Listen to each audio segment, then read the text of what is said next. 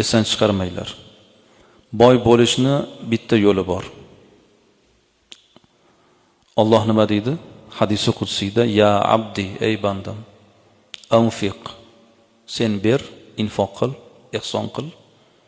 Unfiqu alayk. Senga men beraman" deydi. E'tibor qiling. Meni berganimdan ber demayapti.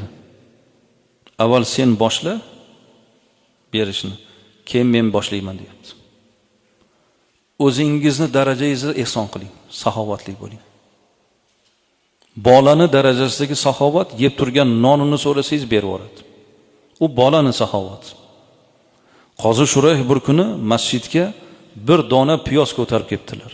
Sheriklari so'rashdi: "Hazrat, piyoz ko'tarib oldingizmi?" deganda, yo'lda bir kambag'al bir narsa so'rasa, qo'lim quruq bo'lmasin deb ro'zg'orga qarasam, hech narsa topmadim.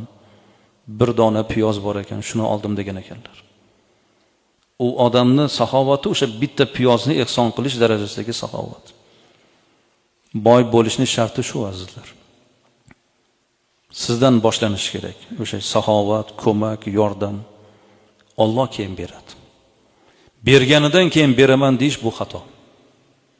Shunday bo'linglar, darajanglar baland bo'lsin.